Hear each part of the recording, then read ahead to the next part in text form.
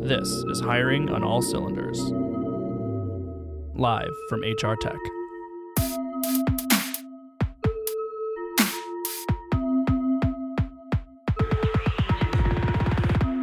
All right, HR folks, Hiring on All Cylinders is back once more, broadcasting from our cozy little spot next to Starbucks and in between the registration table, and I'm thrilled to be joined by Frank Scavo. Frank is the president of Strativa, among a whole other bevy of accolades. Frank, thanks so much for joining me. That's actually Strativa. Strativa, thank you for correcting me, appreciate it. As well as a whole host of other things. Frank, glad you're here joining me. Thanks so much. What do you think of the show so far? It's action-packed for sure. I came in last night and got up early this morning for briefings and basically have been nonstop in briefings until this point. Good. Well, I hope your ears were burning because Brian Summer and also Naomi Bloom were both singing your praises, unprompted. They didn't even see you on our schedule here. And they see. Okay. But yeah, so what are you hoping to get out of the show this year, besides all your analyst briefings? What's that? Say that again? What are you hoping to get out of the show this year? Well, the thing I'm taking out of the show is kind of a continuation. I was here a couple years ago and, of course, attend other industry events as well. And, every year there's, kind of a theme that actually crosses across these vendor shows and technology conferences and so on. Years ago it was social media or, Internet of Customers. Last year, Internet of Things was a big buzzword. This year, now it's artificial intelligence. So we have IBM, of course, has been on cognitive computing for some time, and Salesforce is announcing Einstein this week, and other vendors. Google has got a big initiative. Microsoft is big on machine learning, and here at HR Tech, we're seeing a lot of emphasis on artificial intelligence as well. So that's probably something in the briefings I've had so far. Probably every vendor that I've talked to has some initiative around, workforce analytics, predictive analytics, and artificial intelligence. So, as you mentioned, there are a ton of buzzwords. You see stuff like machine learning thrown around a lot, predictive analytics, all this stuff, and AI is one of the more recent ones. Is there, honest to God, AI technology there? Well, there is AI technology there, and I think what's interesting about coming to a show like HR Tech, it's not just a general capability, but it's really talking about specific use cases and embedding artificial intelligence into the HR application. So, it's similar to business intelligence. You can have, general business intelligence tools that you can apply to a variety of problems, or you can have business intelligence embedded within the application. So now it becomes a much more specific tool that you're going to apply to solve, specific problems and specific use cases. So, in the HR space, artificial intelligence, the case that everyone talks about is mitigating the risk of attrition. Everybody brings that up as, which of my employees are likely to be at risk for attrition?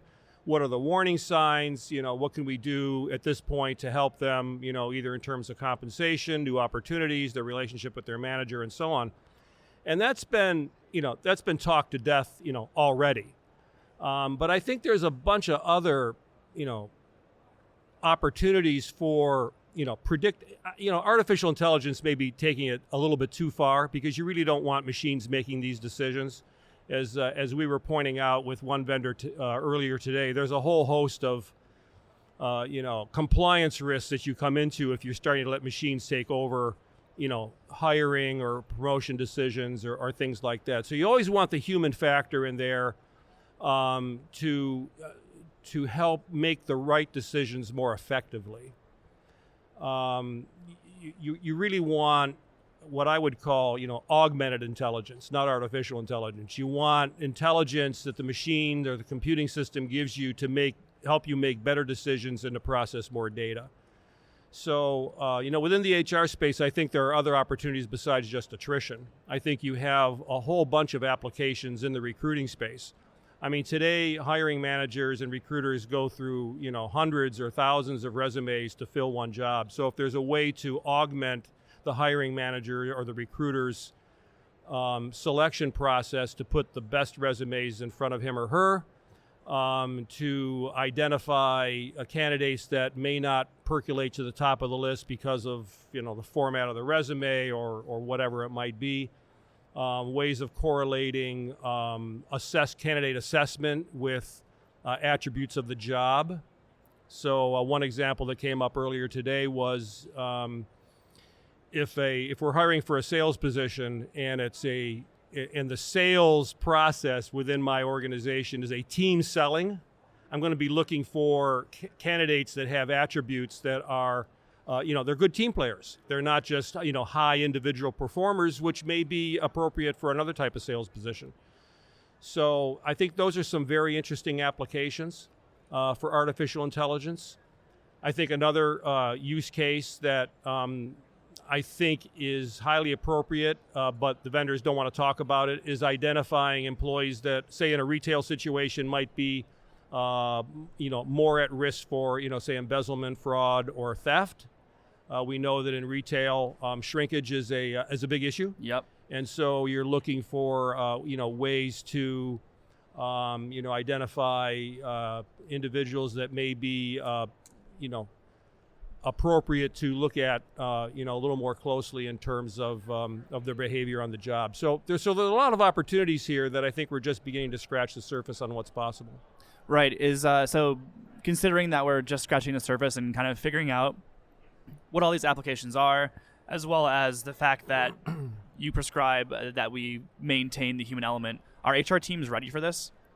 I don't think HR teams are ready for this. I think in very large companies you have you can have a depth of HR professional staff that could be ready for this, but definitely in small and mid-sized companies, I think that most HR professionals are just doing their best to keep up with compliance and basic HR blocking and tackling.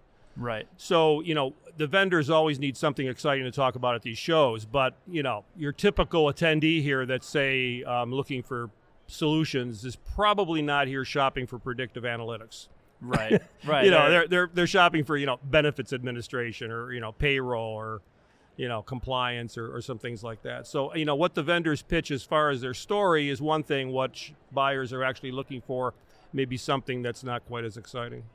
Now, is that the fact that buyers aren't looking for that yet? Is that short-sighted on their behalf? Or are they just looking to serve their immediate needs? Why do you suppose there's that discrepancy? I think because the vendors are looking for guys like me to talk about them, and that gives them something other than the bread and butter that they've been talking about for years. Everybody needs a new angle. So. Let me ask you about Intello, Frank. I'm kidding. I don't think you do that. Won't shamelessly plug just yet. Okay. Any of the breakout sessions or keynotes that you're especially excited to check out? I haven't had time with the briefing schedule yet to attend any keynotes or breakout sessions. I am interested in the Sierra Cedar survey, which I'm sure you know about. At Computer Economics, we cover technology trends, and the folks there at Sierra Cedar have been very helpful to help us, get another perspective on what's happening in the HR space. So I'm looking forward to getting the survey and reviewing that as well. Anything in your numerous analyst briefings that surprised you yet? No, I think I came in here expecting, the strong focus on predictive analytics, and I am seeing that. So, but I have another day tomorrow, so there's more to cover there as well. The conference is young. Yes, it is. Frank, this has been awesome. Thank you so much for stopping by and chatting with me. Appreciate the opportunity.